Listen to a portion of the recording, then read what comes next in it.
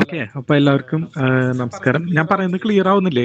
കുറച്ച് പേരെങ്കിലും ഒന്ന് മൈക്ക് ഓൺ ചെയ്തോളൂ കേട്ടോ. കാരണം ഈ ഗൂഗിൾ മീറ്റിൽ ഞാൻ വെച്ചത് തന്നെ കുറച്ച് ഒരു എന്താ പറയാ ഒരു ഇന്ററാക്ഷൻ കൂടി ആവാൻ വേണ്ടിയിട്ടാണ്. കാരണം എനിക്കങ്ങനെ യൂട്യൂബിൽ ഇങ്ങനെ വൺ വേ സൈഡ് സംസാരിക്കാനുള്ള ഒരു എക്സ്പീരിയൻസ് ഒന്നും ആയിട്ടില്ല. അപ്പോ നിങ്ങൾ കൂടി സംസാരിക്കുമ്പോഴാണ് നമുക്ക് അതിന്റെ ഒരു ഫീഡ്ബാക്ക് കറക്റ്റ് ആയിട്ട് കിട്ടുള്ളൂ. ഓക്കെ,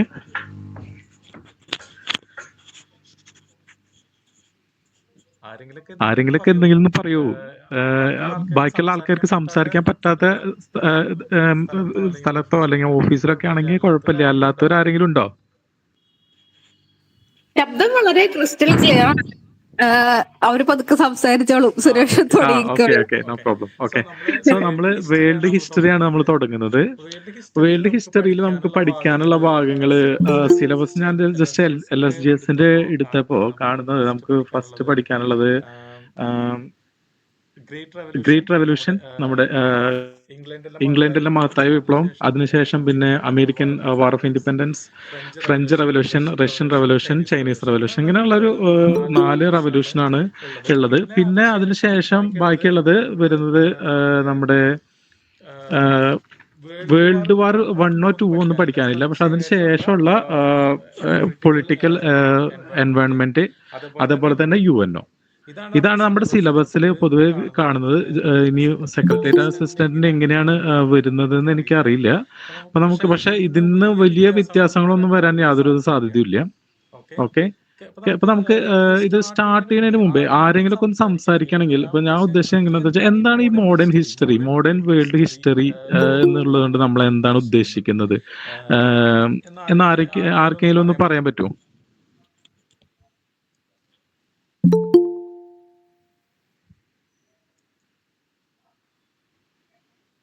ഞാൻ ചോദിച്ചത് മനസ്സിലായോ? അതായത് നമ്മൾ മോഡേൺ വേൾഡ് ഹിസ്റ്ററി പഠിക്കുന്നു.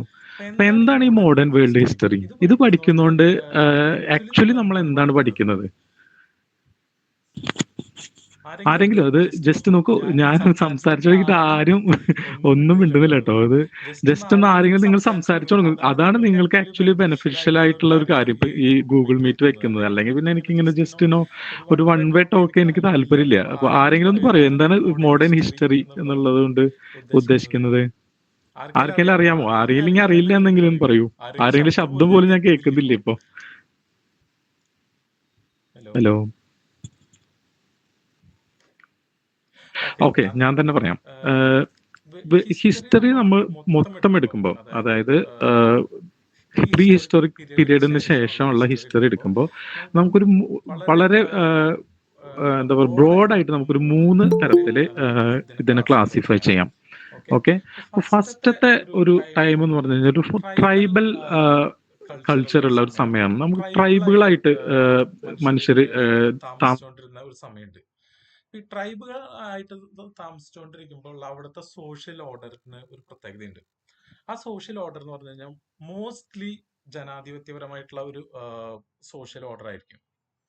കാരണം എന്താ വെച്ച് കഴിഞ്ഞാൽ നിങ്ങൾക്ക് ഒരു പ്രൈവറ്റ് പ്രോപ്പർട്ടി ഒന്നുമില്ല. നിങ്ങൾ ചിലപ്പോൾ ഹണ്ടേഴ്സ് ആൻഡ് ഗാദറേഴ്സ് ആയിരിക്കാം, അല്ലെങ്കിൽ പാസ്റ്ററൽ സൊസൈറ്റി ആയിരിക്കാം. ഇപ്പൊ ഹണ്ടേഴ്സ് ആൻഡ് ഗാദറേഴ്സ് എന്ന് പറഞ്ഞു കഴിഞ്ഞാൽ അവർക്ക് കിട്ടുന്ന എന്തൊക്കെയാണോ ഉള്ളത് അത് പെട്ടെന്ന് അവര് മീൻസ് ഹണ്ട് ചെയ്ത് കിട്ടുന്ന എന്താണോ അത് അവർ തുല്യമായിട്ട് ഉപയോഗിക്കുന്നു. പ്രോപ്പർട്ടിയുടെ ഒരു പ്രശ്നം വരുന്നില്ല അവിടെ. ഓക്കെ, അപ്പൊ അതുകൊണ്ട് തന്നെ ഒരു സൊസൈറ്റിയിൽ എന്തില്ല, അസമത്വങ്ങളില്ല. ഓക്കെ, അപ്പൊ ഒരു ട്രൈബ് എന്ന് പറഞ്ഞാൽ അവരെല്ലാവരും കൂടിയിട്ട് ഒരുമിച്ചിട്ടുള്ള ഒരു ലൈഫായിരിക്കും. അത് ആ ഒരു നമ്മുടെ ഇന്ത്യയിൽ നോക്കുമ്പോൾ അത്തരത്തിലുള്ള ഒരു ട്രൈബൽ ടൈം എപ്പോഴാണ് ഉള്ളത് എന്ന് ചോദിച്ചു കഴിഞ്ഞാൽ നമുക്ക് ഏർലി വേദിക് ടൈം ഉണ്ടല്ലോ, 1500 സമയത്തിലൊക്കെ. അതായത് ഋഗ്വേദമൊക്കെ എഴുതുന്ന സമയത്ത് നമ്മളൊരു ട്രൈബൽ കൾച്ചർ ആയിരുന്നു ഉണ്ടായിരുന്നത്. അതിനുശേഷമാണ് പിന്നീട് ലേറ്റർ വേദിക് പീരീഡിലാണ് ഇന്ത്യയിൽ ആൾക്കാർ എന്ത് ചെയ്യുന്നത്, അവര് കൂടുതലായിട്ട് ഗാൻജറ്റിക് ബെൽറ്റിൽ വരികയും അവിടെ കൃഷി തുടങ്ങുകയും അവിടെ താമസിക്കുകയും പിന്നീട് എഴുതിയിട്ടുള്ള വേദങ്ങളൊക്കെ ഓൾമോസ്റ്റ് ലേറ്റർ വേദിക് പീരീഡിലൊക്കെ ട്രൈബൽ കൾച്ചറിന് കുറേശ്ശെ ആയിട്ട് വേറൊരു സോഷ്യൽ ഓർഡറിലേക്ക് മാറി. അത് ഏത് സോഷ്യൽ ഓർഡറാണ്? രണ്ടാമത്തെ ഓർഡർ. ട്രൈബൽ കഴിഞ്ഞിട്ടുള്ള ട്രൈബൽ സൊസൈറ്റി അല്ലാതെ നമ്മൾ മിഡീവിയൽ ഓർഡറിൽ ലോകത്തിലെല്ലായിടത്തും ഒരു സോഷ്യൽ ഓർഡറിലേക്ക് മാറി. ആ സോഷ്യൽ ഓർഡർ ഏതാണെന്ന് പറയാൻ പറ്റുമോ?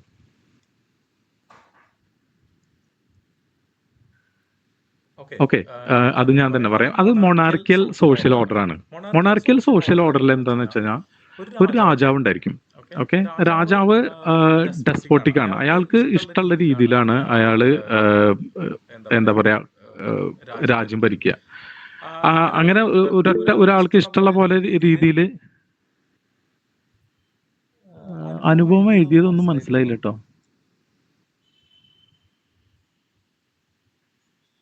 ഓക്കെ, സോ മൊണാർക്കിയൽ ഓർഡറിൽ രാജാവിന് ഇഷ്ടമുള്ള രീതിയിൽ രാജാവ് ഭരിക്കും.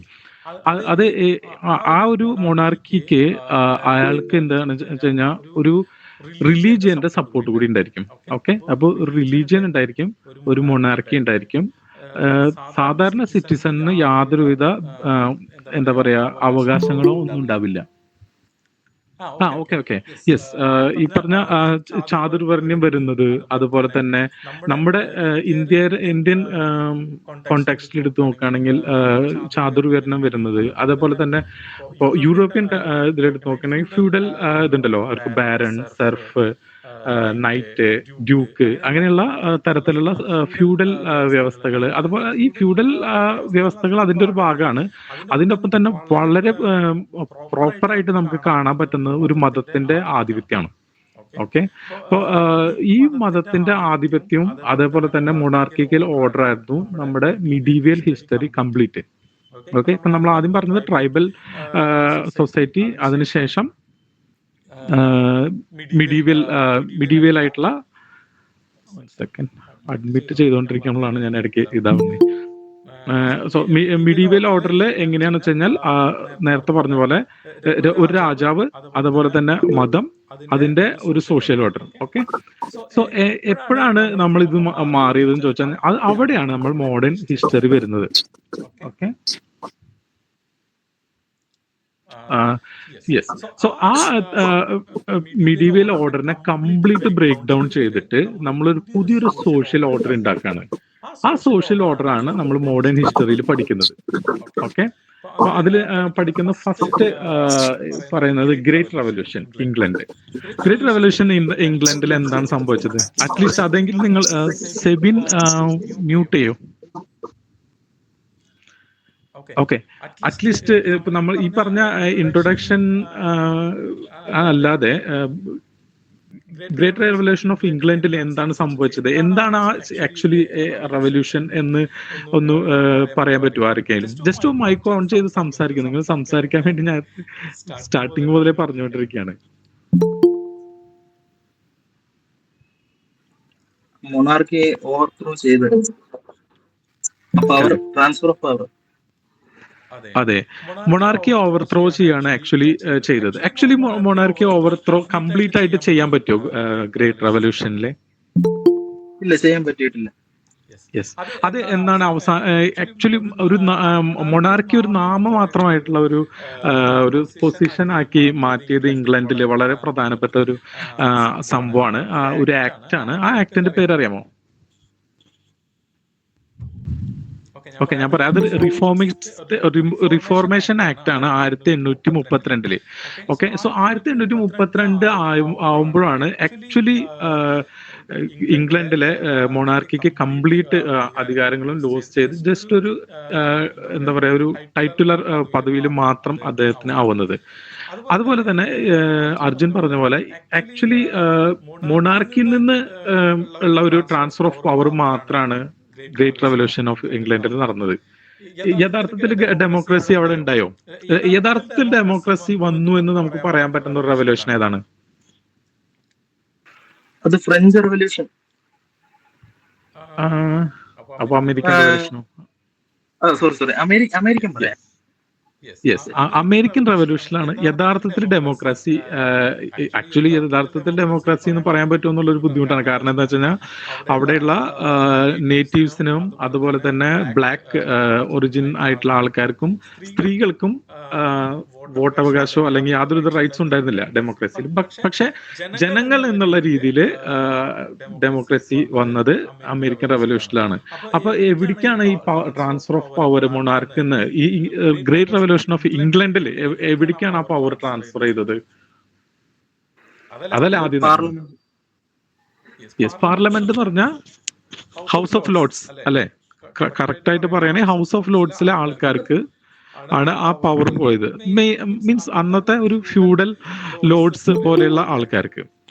ഓക്കെ, സോ ഈ അതുപോലെ തന്നെ നമുക്ക് ഫ്രഞ്ച് റവല്യൂഷൻ എടുക്കുകയാണെങ്കിൽ ഫ്രഞ്ച് റവല്യൂഷനിൽ ആക്ച്വലി ഡെമോക്രസി എന്ന് പറഞ്ഞ ഇതൊരു വാല്യൂ ആണ്. അടുത്തൊരു വളരെ ഇമ്പോർട്ടൻ്റ് ആയിട്ടുള്ള ഒരു വാല്യൂ നമുക്ക് ഫ്രഞ്ച് റവല്യൂഷനിൽ കാണാൻ പറ്റും. അതെന്തായിരിക്കും? സോഷ്യലിസം. ഹലോ, പറഞ്ഞോളൂ. സോ ഈ സോഷ്യലിസം എന്നുള്ള ഒരു പുതിയൊരു ഐഡിയ നമുക്ക് ആക്ച്വലി തന്നത് ഫ്രഞ്ച് റവല്യൂഷൻ ആണ്. അതിനുശേഷം പിന്നെ വളരെ ഇമ്പോർട്ടൻ്റ് ആയിട്ടുള്ള ഒരു ഐഡിയോളജിയാണ് കമ്മ്യൂണിസം. കമ്മ്യൂണിസം എന്നുള്ള ഒരു ഐഡിയോളജി വന്നത് അതുപോലെ റഷ്യൻ റവല്യൂഷനും ചൈനീസ് റവല്യൂഷനാണ്. Okay, so democracy, socialism, communism ഈ 3 ഐഡിയോളജി നമ്മുടെ ലോകത്തേക്ക് വരുന്നതും അത് എങ്ങനെ രാജ്യങ്ങളിൽ ഇംപ്ലിമെന്റ് ആവുന്നതും അതിനുശേഷം അതെങ്ങനെ മറ്റ് രാജ്യങ്ങളിലേക്ക് പടർന്നു പിടിക്കുന്നതും ആയിട്ടുള്ള ഒരു സംഭവ വികാസങ്ങളാണ് നമ്മൾ മോഡേൺ വേൾഡ് ഹിസ്റ്ററിയിൽ പഠിക്കുന്നത്. എന്തുകൊണ്ട് നമ്മൾ ഇത്രയും 2-4 റവല്യൂഷൻ മാത്രം പഠിക്കുന്നത് എന്ന് വിചാരിച്ചു കഴിഞ്ഞാൽ നമുക്ക് വേറെ ഇന്ത്യയുടെ കാര്യം എടുക്കാം. ഇന്ത്യയിൽ നമ്മൾ അമേരിക്കൻ സ്വാതന്ത്ര്യ പ്രഖ്യാപനത്തിലെ കാര്യങ്ങൾ എടുത്തിട്ടുണ്ട്. ഫ്രഞ്ച് റവല്യൂഷന്റെ ഭാഗമായിട്ടുള്ള സോഷ്യലിസത്തിന്റെ ഭാഗങ്ങൾ എടുത്തിട്ടുണ്ട്. അതുപോലെ തന്നെ എല്ലാ രാജ്യങ്ങളും ഇങ്ങനെ തന്നെയാണ്. അതായത് കുറെ ആദ്യം ഒരു റവല്യൂഷൻ നടന്നതിന് ശേഷം ബാക്കിയുള്ള രാജ്യങ്ങൾ മുഴുവൻ അത് പതുക്കെ കോപ്പി ചെയ്തുകൊണ്ട് അവരുടെ എല്ലാ രാജ്യത്തിന്റെയും ഒരു സോഷ്യൽ ഓർഡർ ഈ പറഞ്ഞ ഒരു മോഡേണിസത്തിന്റെ ഭാഗമാക്കിയിട്ട് മാറ്റുകയാണ് ഉണ്ടായിട്ടുള്ളത്. ഓക്കെ, അതുകൊണ്ടാണ് നമ്മൾ ഏറ്റവും പ്രധാനപ്പെട്ട ഫസ്റ്റ് നടന്ന പയനിയർ ആയിട്ടുള്ള റവല്യൂഷൻസ് മാത്രം പഠിക്കുന്നത്. ഒന്ന് ഇംഗ്ലണ്ടിലെ റവല്യൂഷൻ, 2 ഫ്രഞ്ച് റവല്യൂഷൻ, പിന്നെ അമേരിക്കൻ റവല്യൂഷൻ, ബാക്കി 2 കമ്മ്യൂണിസ്റ്റ് റവല്യൂഷൻസ്. ഓക്കെ, സോ ഇനിയിപ്പോ ഞാൻ ക്ലാസ്സിന്റെ കാര്യം പറയാം. ഇത് ജസ്റ്റ് ഒരു ഇൻട്രൊഡക്ഷൻ തന്നതാണ്. ഇതിലെന്തെങ്കിലും ക്വസ്റ്റ്യൻ ഉണ്ടോ? അതോ ഇത് കറക്റ്റ് ആയിട്ട് മനസ്സിലായോ ഞാൻ പറഞ്ഞത്? എന്താണ് മോഡേൺ ഹിസ്റ്ററി, എന്താണ് നമ്മൾ പഠിക്കാൻ പോകുന്നതെന്ന് പറഞ്ഞത് മനസ്സിലായോ എല്ലാവർക്കും?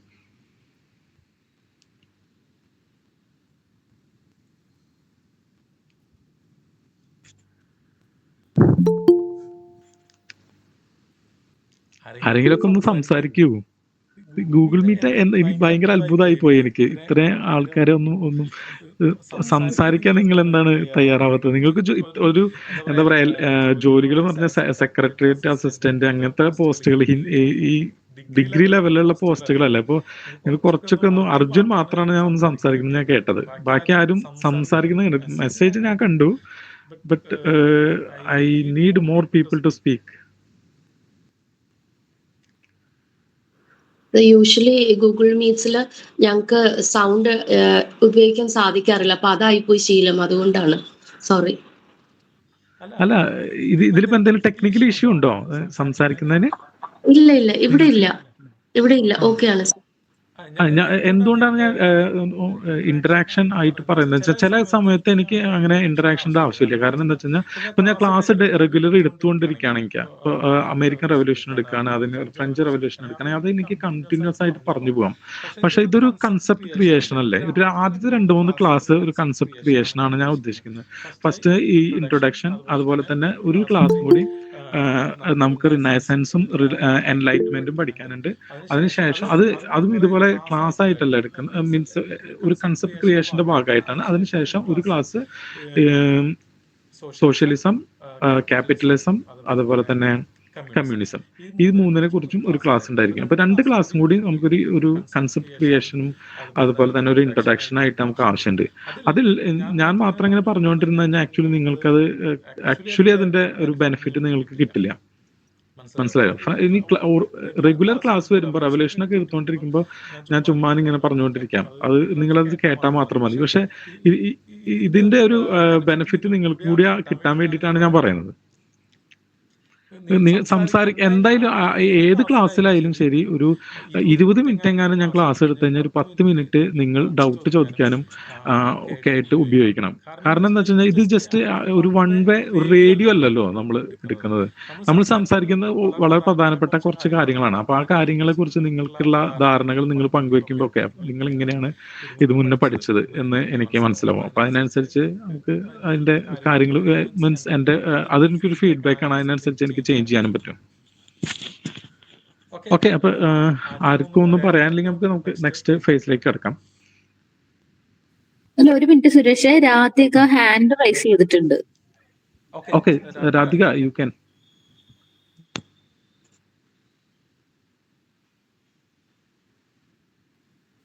ചിലപ്പോ അറിയാതെ പറ്റിയതായിരിക്കും. അതെന്താ കാരണം എന്ന് പറഞ്ഞാലേ ഇവരെ പൊതുവെ നമ്മള് മ്യൂട്ട് ചെയ്തിരിക്കാനാ പറയാറ്. അപ്പൊ ആ ഒരു ശീലം കൊണ്ടായിരിക്കും. നമുക്ക് അടുത്ത ക്ലാസ് മുതൽ എല്ലാവരും കുത്തിപ്പോക്കണം. ശരി ശരി. ഓക്കെ, സോ ഞാനിപ്പോ പറഞ്ഞല്ലോ നമ്മുടെ മിഡീവിയൽ വേൾഡ് ഓർഡർ ചേഞ്ച് ആയി നമുക്ക് ഒരു ഇഗാലിറ്റേറിയൻ സൊസൈറ്റിയിലേക്ക് മോഡേൺ ഹിസ്റ്ററി മാറുകയുണ്ടായി. ഇത് എങ്ങനെ മാറി? ഇപ്പൊ നമ്മൾ ആദ്യം പറഞ്ഞു ഇത് എന്താണ് മോഡേൺ ഹിസ്റ്ററി, ഇത്തരത്തിലുള്ള ഒരു ചേഞ്ച് ആണ് മോഡേൺ ഹിസ്റ്ററി എന്ന് പറഞ്ഞു. ഇത് എങ്ങനെ മാറി എന്നുള്ളതാണ് അടുത്ത ക്വസ്റ്റ്യൻ. ഓക്കെ, അടുത്ത ഈ എങ്ങനെ മാറി എന്നുള്ളത് നമുക്ക് അതിന്റെ ഉത്തരം കിട്ടുന്നത് റെനൈസൻസിലാണ്.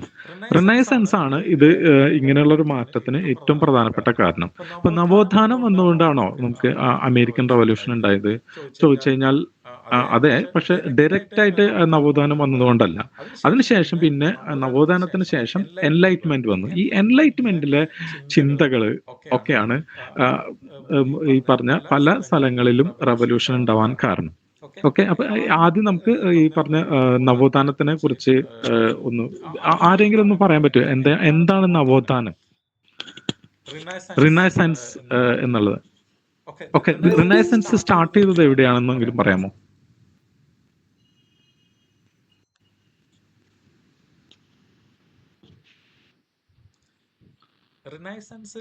റിനൈസൻസ് ലോകത്ത് സ്റ്റാർട്ട് ചെയ്തത് എവിടെയാണ്?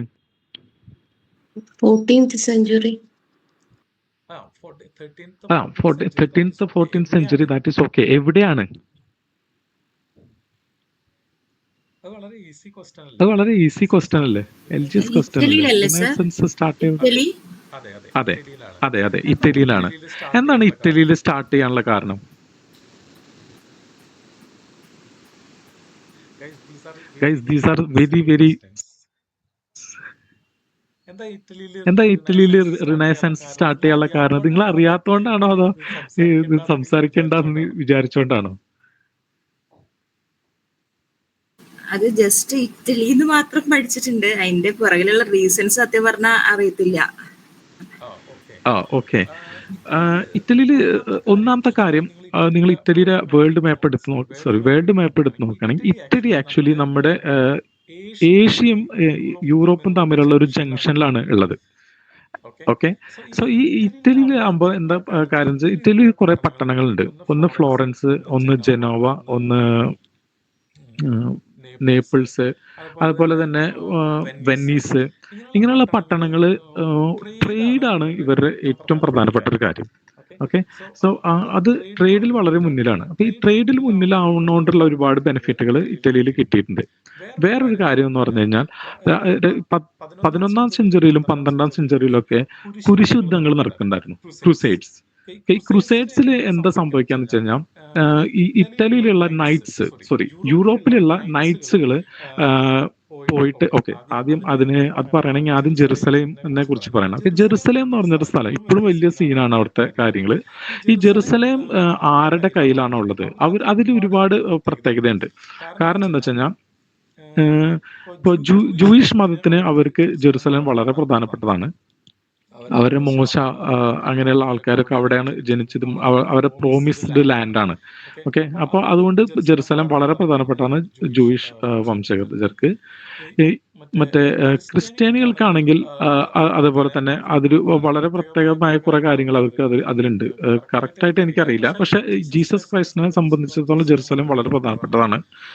അതുപോലെ തന്നെ മുസ്ലിംസിന് എന്തുകൊണ്ടാന്ന് വെച്ച് കഴിഞ്ഞാൽ പ്രവാചകൻ നേരിട്ട് സ്വർഗത്തിൽ പോയത് ഈ പറഞ്ഞ ജെറുസലേമിൽ നിന്നാണ്. ജെറുസലേമിൽ നിന്നാണ് അദ്ദേഹം സ്വർഗത്തിലേക്ക് പോകുന്നത്.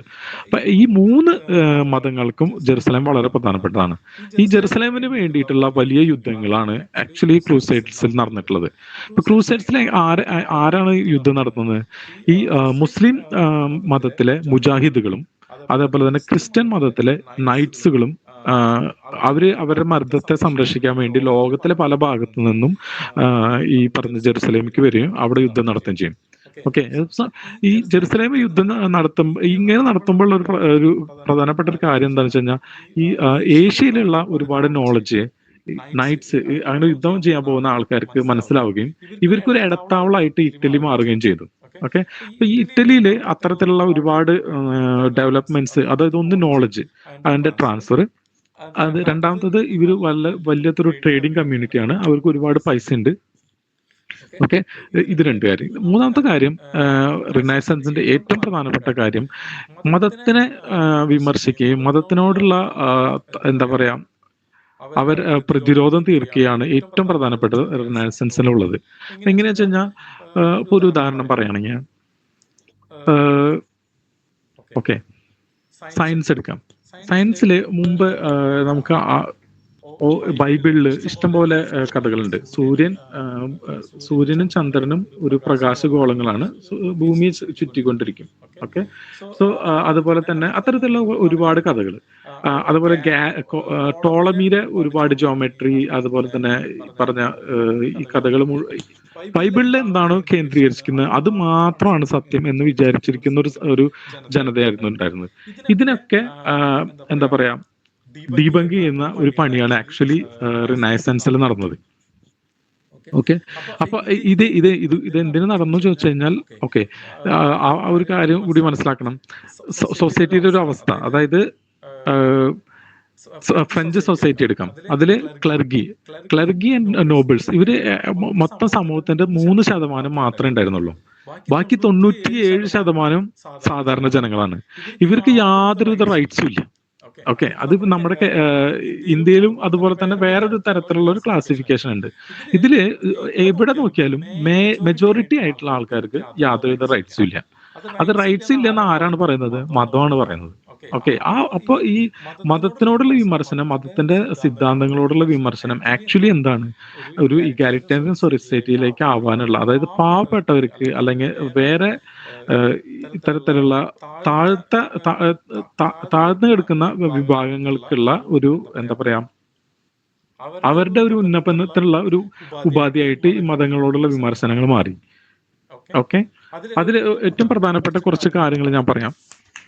ഒന്ന്, ഇതുപോലെ തന്നെ ന്യൂട്ടന്റെ ഒരു ബുക്കാണ്. നിങ്ങൾക്ക് അറിയാമോ ന്യൂട്ടന്റെ ഒരു പുസ്തകം, ഏറ്റവും പ്രധാനപ്പെട്ട ന്യൂട്ടന്റെ പുസ്തകം?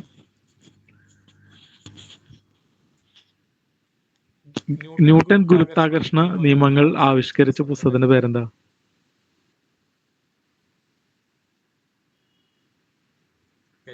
ആരെങ്കിലും ഒന്ന് ചാറ്റിലെങ്കിലും റിപ്ലൈ അയക്കൂ.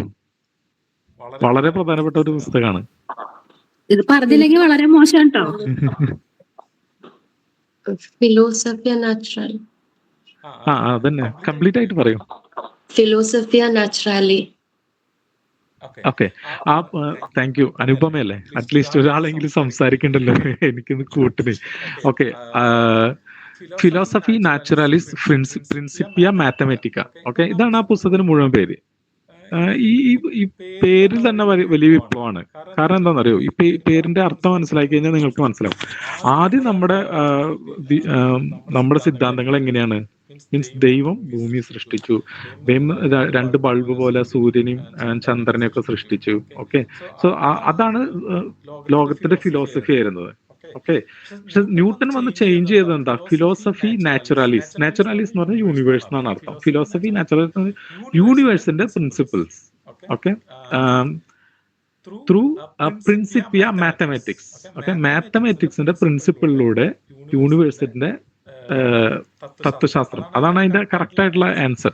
ഓക്കെ, അതിൽ ആ പറയുന്നതുകൊണ്ട് ഉദ്ദേശിക്കുന്നത് എന്താ വെച്ച് കഴിഞ്ഞാൽ ഭൂമി തിരിയുന്നത് എങ്ങനെയാണ്, സൂര്യനും ഭൂമിയും തമ്മിലുള്ള ബന്ധം എന്താണ്, എങ്ങനെയാണ് ഇത് കറങ്ങുന്നത്, ഭൂമിയിലേക്ക് ഒരു സാധനം നിലത്തേക്ക് വീഴുന്നത് ഭൂമിയുടെ കഴിവുകൊണ്ടാണോ അതോ ഈ ഗുരുത്വാകർഷണം എന്ന് പറഞ്ഞാൽ യൂണിവേഴ്സൽ ആയിട്ടുള്ള ഒരു സാധനത്തിന്റെ കഴിവുകൊണ്ടാണോ എന്നൊക്കെ. അപ്പൊ ഈ ഭൂമി ആകാശഗോളങ്ങൾ വളരെ പ്രധാനപ്പെട്ടതാണ് ഈ മതങ്ങളെ സംബന്ധിച്ചോളം. അതിന്റെ വല്ലാത്തൊരു ബ്രേക്കാണ് ന്യൂട്ടൺ നടത്തിയത്. ഓക്കെ, ഇതല്ലാതെ തന്നെ വേറെ കുറെ ഗ്രൗണ്ട് ബ്രേക്കിംഗ് ആയിട്ടുള്ള കുറെ റൂൾസ് ഉണ്ട്. ഒന്ന്, രക്തചംക്രമണ വ്യവസ്ഥ കണ്ടുപിടിച്ചത് ആരാണെന്നറിയാം? വില്യം ഹാർവി അല്ലേ? അതെ, വില്യം ഹാർവിയാണ് കണ്ടുപിടിച്ചത്.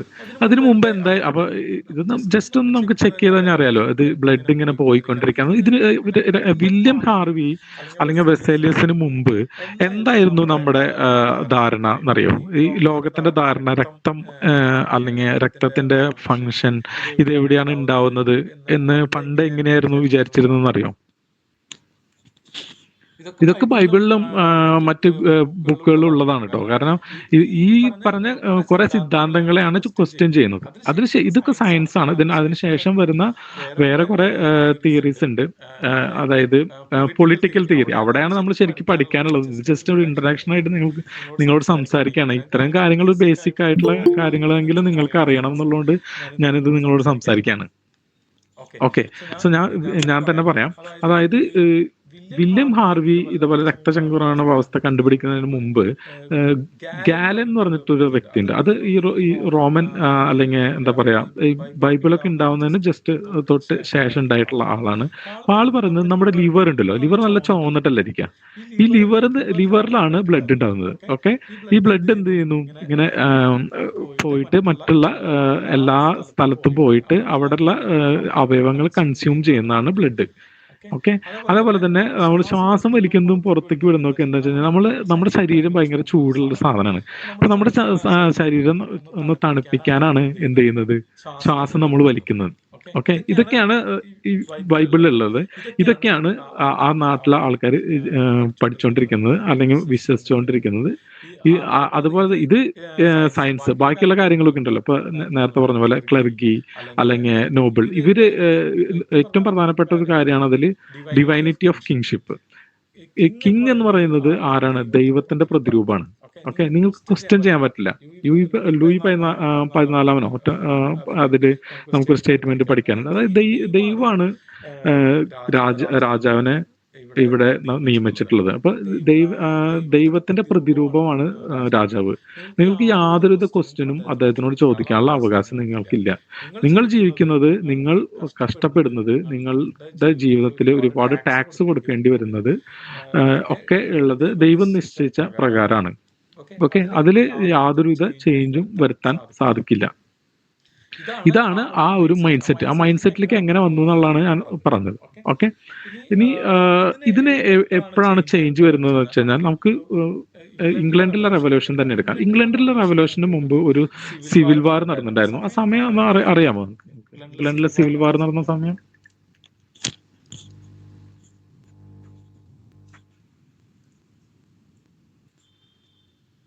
1642 മുതൽ 1651 വരെയാണ് നടന്നത്. ഒലിവർ ക്രോംവെലിനെ അറിയാമോ? ഗൈസ്, നിങ്ങൾ ആദ്യമായിട്ട് പഠിക്കാണോ ഹിസ്റ്ററി? ഒലിവർ ക്രോംവെലിനൊന്നും അറിയില്ലേ നിങ്ങൾക്ക്? നിങ്ങൾ PSC എഴുതിയ എഴുതുന്ന ആൾക്കാർ തന്നെയല്ലേ നിങ്ങള്?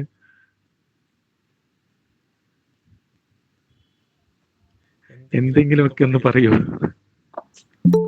അറിയാം സർ, പക്ഷെ പെട്ടെന്ന് ചോദിക്കുമ്പോൾ ഓർമ്മ വരുന്നില്ല. ഓക്കെ,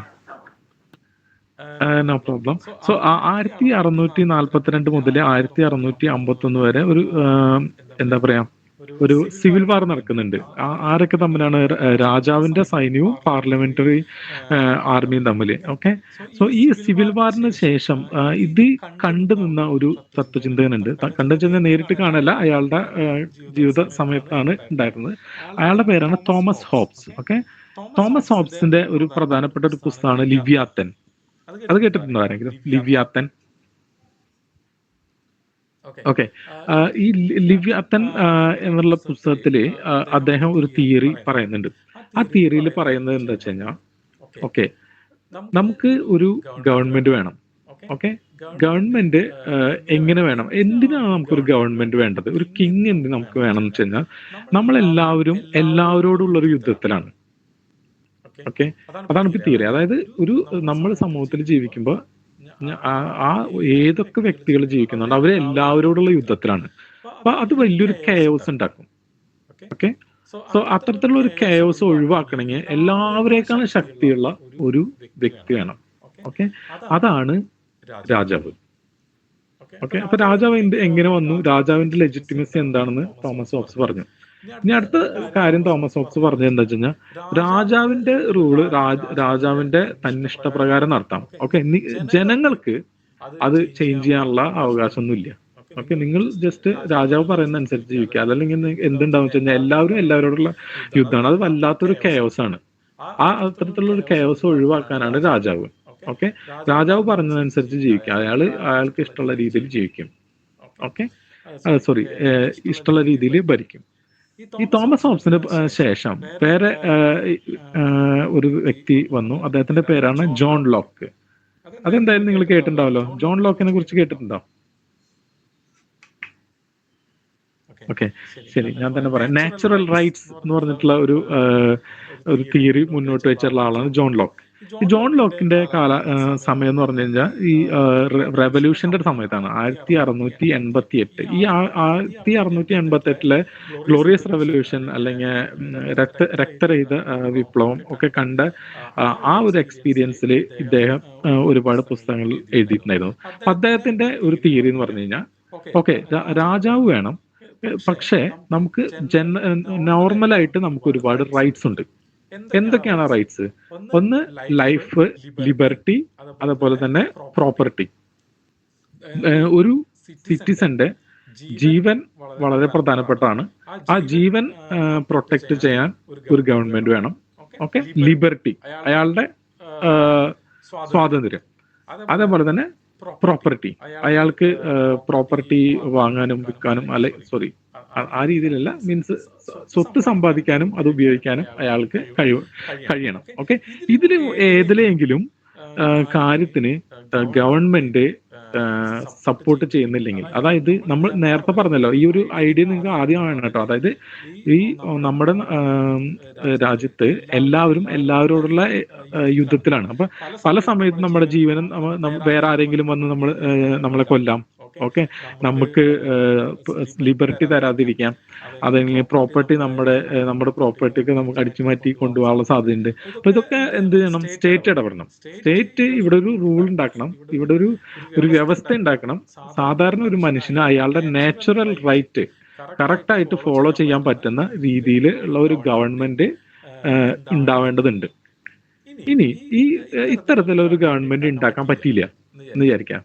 അല്ലെങ്കിൽ ഒരു രാജാവിന് ഇത്തരത്തിൽ നിങ്ങളുടെ ജീവന് നിങ്ങൾക്ക് സംരക്ഷണം നൽകാൻ പറ്റിയില്ല, നിങ്ങളുടെ സ്വാതന്ത്ര്യത്തിന് നിങ്ങളുടെ സ്വാതന്ത്ര്യത്തിന് സംരക്ഷണം നൽകാൻ പറ്റില്ല, നിങ്ങളുടെ സ്വത്തിന് സംരക്ഷണം നൽകാൻ പറ്റിയില്ല. അങ്ങനെയാണെങ്കിൽ റവല്യൂഷൻ ആക്ച്വലി ലെജിറ്റിമേറ്റ് ആണ്. ഇതാണ് ജോൺ ലോക്ക് പറയുന്നത്. ഓക്കെ, ജോൺ ലോക്ക് വളരെ പ്രധാനപ്പെട്ട ആളാണ് നമ്മുടെ അമേരിക്കൻ റെവല്യൂഷനിൽ. അദ്ദേഹത്തിന്റെ ഈ പറഞ്ഞ രണ്ട് വാക്കുണ്ടല്ലോ, ലൈഫ് ആൻഡ് ലിബർട്ടി, പ്രോപ്പർട്ടി എടുത്തിട്ടില്ല, അതിന് പകരം ഉപയോഗിച്ചതാണ് pursuit of happiness.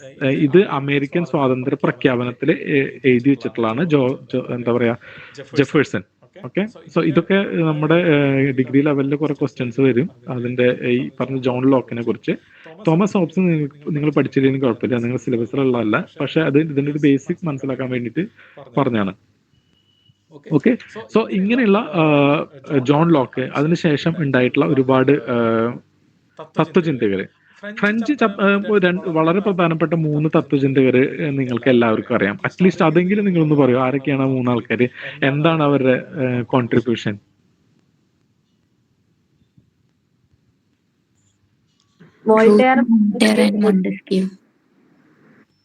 Okay, Voltaire, Montesquieu, പിന്നെ റൂസോ. സോ ഈ റൂസോന്റെ തിയറി ഓൾമോസ്റ്റ് ജോൺ ലോക്ക് പറഞ്ഞത് തന്നെയാണ്. ഓക്കെ, സോഷ്യൽ കോൺട്രാക്ട് നിങ്ങൾക്ക് മനസ്സിലായിട്ടുണ്ടാവും അല്ലെ? ഇതൊരു സോഷ്യൽ കോൺട്രാക്ട് ആണ് കിങ്ങുമായിട്ട്. അപ്പോൾ നിങ്ങൾക്ക് നിങ്ങളുടെ ലെജിറ്റിമേറ്റ് ആയിട്ട് ഇരിക്കണം എന്നുണ്ടെങ്കിൽ നിങ്ങൾ കുറച്ച് റൈറ്റ്സ്, അതുപോലെ മനുഷ്യരുടെ ഫ്രീഡം, ഇതിനൊക്കെ എന്താ പറയാ പ്രൊട്ടക്ഷൻ നൽകണം. അപ്പോൾ റൂസോന്റെ ഫിലോസഫി ഓൾമോസ്റ്റ് ഞാൻ പറഞ്ഞ ജോൺ ലോക്കിന്റെ ഫിലോസഫി ആയിട്ട് മാച്ച് ആണ്. നമുക്ക് അടുത്ത ആളെടുക്കാം, വോൾട്ടയർ. വോൾട്ടയറിന്റെ ഫിലോസഫി എന്തായിരുന്നു? ഓക്കെ, വോൾട്ടയറിന്റെ ഫിലോസഫി ആണ് നമ്മുടെ ഭരണഘടനയിലെ 19ാമത്തെ അനുച്ഛേദത്തിലുള്ളത്. ഓൾമോസ്റ്റ് എല്ലാതും അദ്ദേഹമാണ് അതിനു വേണ്ടിയിട്ട് അത് പ്രൊമോട്ട് ചെയ്യാനും പ്രൊപ്പഗേറ്റ് ചെയ്യാനൊക്കെ നിന്നത്. എന്തായിരിക്കും? ലിബർട്ടി. ആവിഷ്കാരത്തിനുള്ള സ്വാതന്ത്ര്യമാണ് അദ്ദേഹം പറയുന്നത്. അതായത് എനിക്ക് എവിടെയും എന്തും സംസാരിക്കാനുള്ള ഒരു അവകാശം. ആക്ച്വലി നമുക്ക് ഈ ഏതെങ്കിലും ഒരു മൊണാർക്ക് ഭരിക്കുന്ന സ്ഥലങ്ങളിൽ അത്തരത്തിലുള്ള ഒരു സ്വാതന്ത്ര്യം ഉണ്ടോ? ഇപ്പൊ തന്നെ നമുക്കറിയാലോ, ഇപ്പോഴും മൊണാർക്ക് ഭരിക്കുന്ന മിഡീവൽ ഓർഡർ. ഓക്കെ, ഒരു കാര്യം കൂടി, ഇതും സിലബസിലുള്ളല്ല, ജസ്റ്റ് നിങ്ങൾക്ക് ഒരു ജനറൽ നോളജിന് വരുന്ന, ഇപ്പോഴും മൊണാർക്ക് ഭരിക്കുന്ന പല സ്ഥലങ്ങളുണ്ട്. നിങ്ങൾ നോക്കിയറിയാം ഏത് രാജ്യങ്ങളൊക്കെയാണ് മൊണാർക്ക് ഭരിക്കുന്നത്. അപ്പൊ അവിടെ ഒന്ന് അതൊരു മുസ്ലിം കൺട്രി ആയിരിക്കും mostly. I don't think any monarchs are there with Hindu or Christian monarchs. അങ്ങനെ ഏതെങ്കിലും മൊണാർക്സ് ഉണ്ടോ? കോൺസ്റ്റിറ്റ്യൂഷണൽ അല്ലാതെ ആബ്സല്യൂട്ട് മൊണാർക്സ് ഉണ്ടോ? അറിയാമോ എവിടെയെങ്കിലും? എനിക്ക് അറിയില്ല, ചിലപ്പോൾ ഉണ്ടായിരിക്കും. ഓക്കെ, സോ ഞാൻ പറയുന്നത് എന്താ വെച്ച് കഴിഞ്ഞാൽ, ഒന്ന് ഈ മിഡീവൽ ഓർഡറിൽ ഇപ്പോഴും ഈ മിഡീവൽ ഓർഡറിൽ എങ്ങനെയാണ് അവർക്ക് ഭരിക്കാൻ പറ്റുന്നത് ഒരു ക്വസ്റ്റ്യൻ അല്ലേ? ഇപ്പൊ ബാക്കിയുള്ള എല്ലായിടത്തും കമ്മ്യൂണിസോ സോഷ്യലിസോ ഡെമോക്രസിയോ വന്നു, എന്നിട്ട് മൊണാർക്സ് എന്തുകൊണ്ട് എങ്ങനെയാണ് അവർക്ക് ഭരിക്കാൻ പറ്റുന്നത്? ഇപ്പൊ ബ്രൂണ എടുക്കുക, അല്ലെങ്കിൽ സൗദി അറേബ്യ എടുക്കുക, അല്ലെങ്കിൽ UAE എടുക്കുക. അവിടെയൊക്കെ മൊണാർക്കാണ് ഭരിക്കുന്നത്. അവിടെ ജനാധിപത്യം ഉണ്ടോ?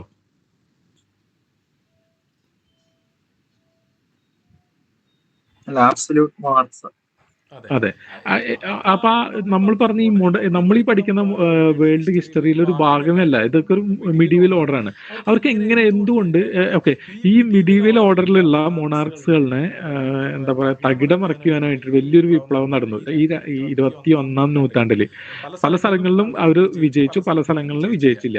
ഇതൊരു കറണ്ട് അഫയർ ആയിട്ട് നമുക്ക് എടുക്കാൻ പറ്റും. എന്തിനാണ് അതിനൊരു പേരുണ്ട്, എങ്ങനെയാണ് ഞാൻ ക്വസ്റ്റ്യൻ ഫ്രെയിം ചെയ്യാം? ഓക്കെ, ഇത്തരത്തിലുള്ള അറബ് വേൾഡില് ഡെമോക്രസി വരുത്താൻ വേണ്ടിയിട്ട് വലിയൊരു പ്രക്ഷോഭം നടന്നു. മേ ബി 2010 മുതൽ 2015 വരെ. എന്താണ് അതിന്റെ പേരെന്ന് അറിയാമോ? ഓക്കെ, ഞാനൊരു ഉദാഹരണം പറയാം. ടുണീഷ്യയിലും അതുപോലെ ഈജിപ്തിലും അന്ന് ആ സമയത്ത് ഭരിച്ചിരുന്ന ജാസ്മിൻ റെവല്യൂഷൻ, യെസ് കറക്റ്റ്, മുല്ലപ്പൂ വിപ്ലവം. അതേപോലെ തന്നെ അത് ടുണീഷ്യയിൽ നടന്ന ഒരു പ്രത്യേക സംഭവമാണ്. ഇതിന്റെ ടോട്ടൽ അതിന് വേറൊരു പേരുണ്ട്.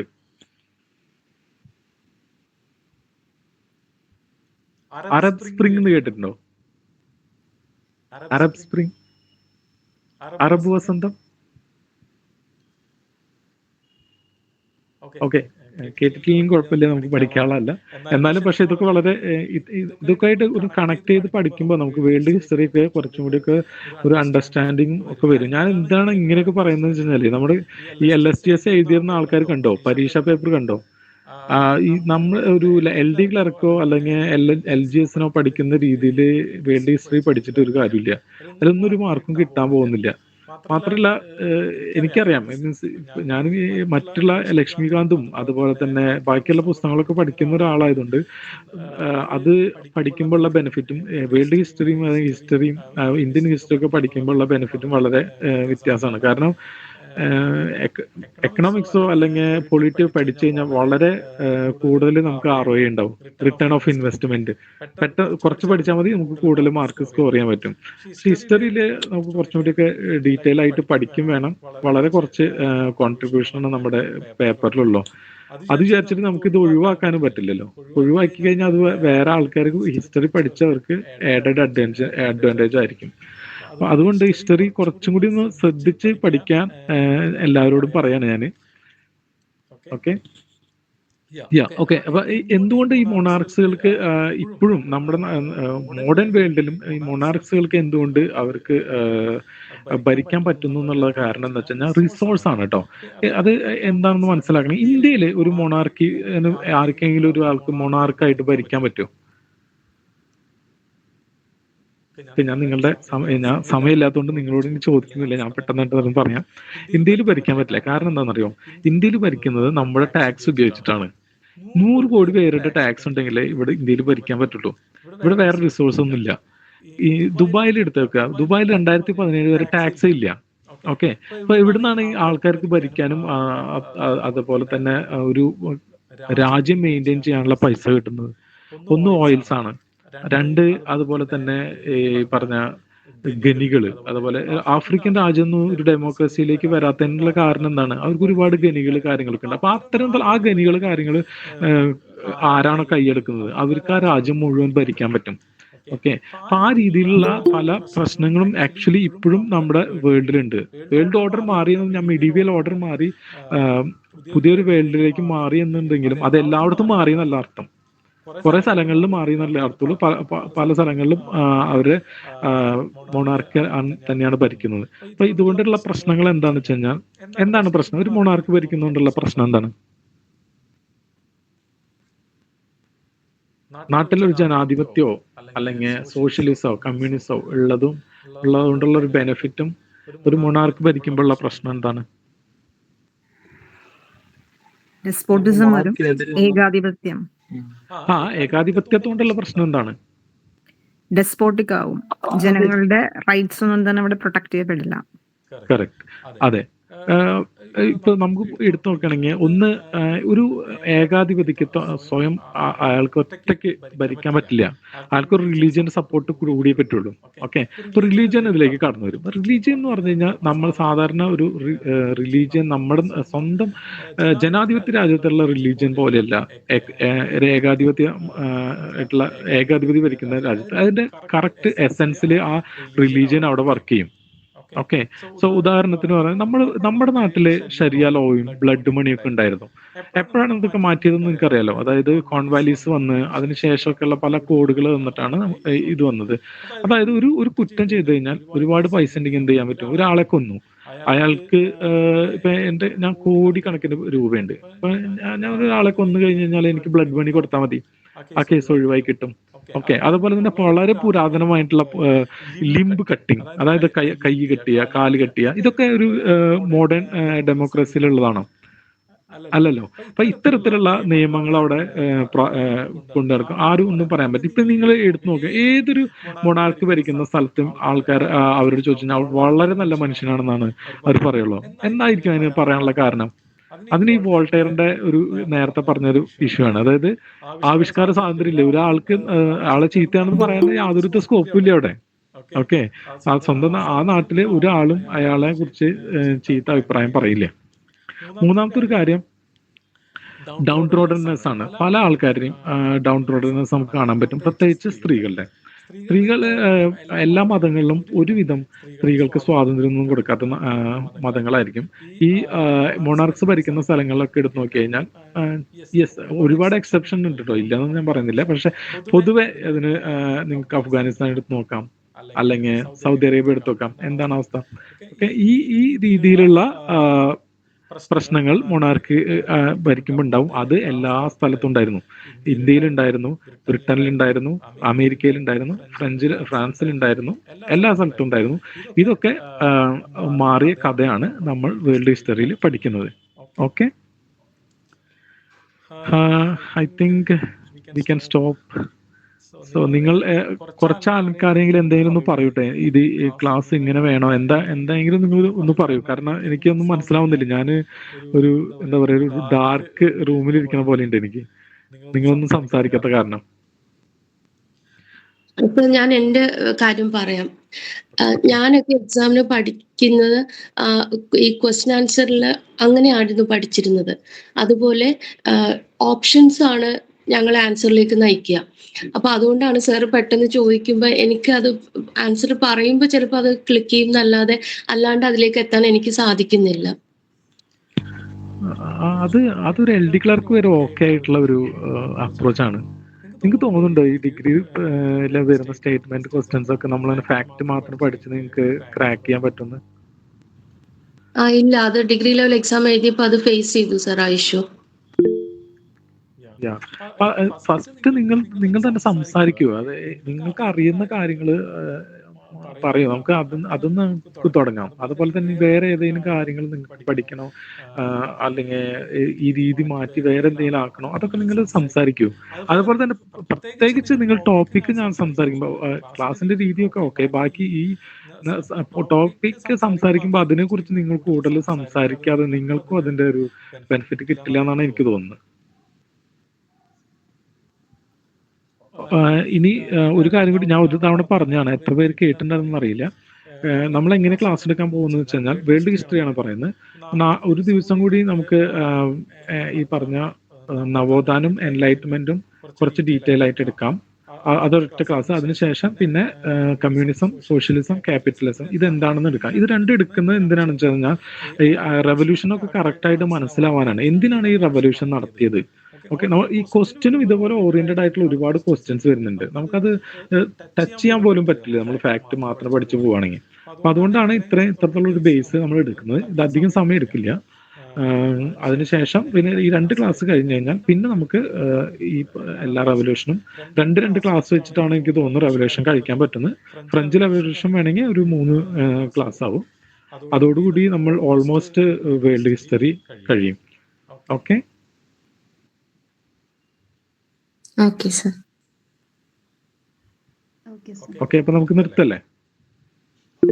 എന്തെങ്കിലും നിങ്ങൾക്ക് പറയാനുണ്ടോ? മീൻസ് ഇത് ഓക്കെ ആണോ? ഇത് ക്ലാസ് എടുത്തത് എന്താ, നിങ്ങൾക്ക് എങ്ങനെ തോന്നുന്നു ഈ ക്ലാസ്? ഇങ്ങനെ മതി സർ. ഓക്കെ, അനുപമ, വേറെ ആരെങ്കിലും എന്തെങ്കിലും അഭിപ്രായം ഉണ്ടോ? സാർ എടുക്കുന്നത് ക്ലിയർ ആവുന്നുണ്ട്, ഇങ്ങനെ തന്നെ മതി sir. Okay okay, thank U എല്ലാവർക്കും. നമുക്ക് ഇനി കട്ട് ചെയ്യാൻ പോകുന്നത് അതുകൊണ്ട് പറഞ്ഞതാ. എന്താണ്? അല്ല, ക്ലാസ് കട്ട് ചെയ്യാൻ പോവാണെന്ന് പറഞ്ഞു വിചാരിച്ചുകൊണ്ട് ഞാൻ പറഞ്ഞതാ. കംപ്ലീറ്റ് ചെയ്തോളൂ. ഓക്കെ, ഞാൻ പറയാൻ വന്നത് നാളെയാണ്, സോറി, ഇനി